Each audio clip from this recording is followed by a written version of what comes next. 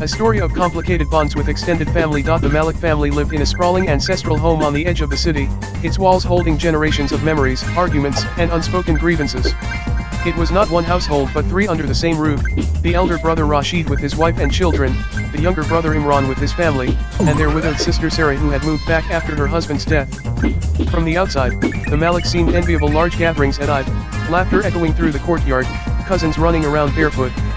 But underneath the surface, fractures lay buried, visible only to those who listened closely during hushed conversations in the kitchen or caught the sharp glance exchanged across the dining table. The root of their silence had begun decades ago, when their father passed away. Rashid, the eldest, took control of the family business and declared it his duty to protect everyone. Imran never questioned him openly but carried within him the quiet resentment of a man whose opinions were consistently overshadowed. Sarah, meanwhile, felt like an uninvited guest in her own childhood home, respected, yes, but never quite belonging, especially now that she depended on her brother's goodwill. The children, cousins under the same roof, absorbed these unspoken tensions like air. They played together, fought together, but slowly began to reflect the grudges of their parents. Hina, Rashid's daughter, would mock her cousin Adil for wearing cheap shoes, repeating her mother's whispered complaints about Imran's lack of financial contribution. Adil, hot-tempered like his father, would retaliate, and soon the quarrels of adults were being rehearsed by children. One winter evening, when the smell of kebabs filled the house and the courtyard glowed with lanterns, the family gathered for a rare peaceful dinner. Yet even here, cracks appeared. "So, Imran," Rashid said, his voice steady but eyes sharp, "have you thought about investing in the shop expansion? It's about time you step up." Imran's fork clinked against his plate. "I have my own expenses, but not everyone is free to spend as they please." A hush fell. Their wives exchanged looks. Sarah kept her eyes fixed on her food, and the children froze mid-bite. Rashid chuckled to disguise the tension, but everyone at that table knew the wound had been pressed. Over the years, these small clashes piled up like dust in forgotten corners. No one screamed, no one fought openly, but the silence grew heavier. And silence, in families, is sometimes more dangerous than open conflict. Spring came with its deceptive warmth. The Malik home bloomed with jasmine vines on the old brick walls, but inside, the atmosphere was far from fresh.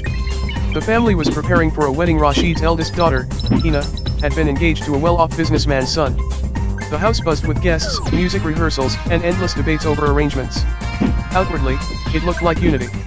Inwardly, it was a battlefield of small victories and wounded pride. Imran's wife, Samina, often found herself excluded from major decisions. Rashid's wife, Safiya, had taken full control of the planning. "It's my daughter's wedding," she would say with finality whenever anyone dared to suggest something. Samina smiled politely in public, but in her bedroom, she whispered her frustration to Imran. "They treat us like outsiders," she hissed one night while folding clothes. "We live under the same roof, contribute to this family, and still look how they dismiss us." Imran, weary from years of swallowing pride, clenched his jaw. "What do you want me to do? Start a war during my niece's wedding?" But wars didn't always need declarations. They brewed in silences, inside comments, in the looks exchanged during Mehandi rehearsals. Even the cousins felt it. Adil noticed how his mother's efforts in decoration were brushed aside. "Cha-Cha's family thinks they own everything," he muttered to his younger sister Miriam. "Just wait until it's our turn, let's see who shows up for us." Meanwhile, Sarah moved through the house like a ghost. She wanted to help, but every time she offered, someone dismissed her kindly. "You rest, Beji. We've got it covered." She watched the preparations with a hollow smile, aching for the days when she had her own household to manage. She longed for belonging but felt like an afterthought in her brother's rivalry. The wedding itself was grand. Drums echoed through the courtyard, fairy lights turned the old house into a palace, and laughter spilled into the street. Yet, even in celebration, tension leaked through. At the stage, as guests offered congratulations, Rashid stood tall beside his new in-laws, his pride shining. Imran lingered on the side, reduced to a background character in photographs. Samina noticed, so did Adil. That night, after the last guest left, Rashid casually remarked, "Everything went perfectly thanks to Safiya's hard work. She managed it better than any event planner." Samina's lips tightened. Adil stormed off without finishing his food. Imran simply lowered his gaze, his silence louder than protest. Weeks after the wedding, the wounds remained raw. The cousins, once inseparable, began forming cliques. Hina rarely spoke to Adil now, preferring the company of her new in-laws. Miriam and her cousin Sana exchanged curt greetings instead of giggles. The courtyard that had once echoed with their games now felt divided by invisible lines. The final blow came during Ramadan. As the family gathered for iftar, Rashid announced he was planning to sell part of the ancestral property to expand his business.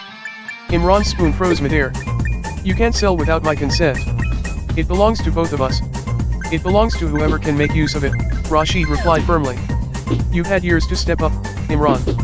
I'm done waiting." The room erupted. Samina raised her voice for the first time, accusing Safiyat of manipulating decisions. Adil slammed his glass on the table, declaring he would never forgive this injustice. Even Sarah, usually silent, whispered, "This isn't what our father wanted." But Rashid was immovable. "Our father wanted this family to survive. And survival requires strength, not sentiment." The meal ended in shattered silence. Plates lay half-eaten, the call to prayer sounding in the distance, ignored.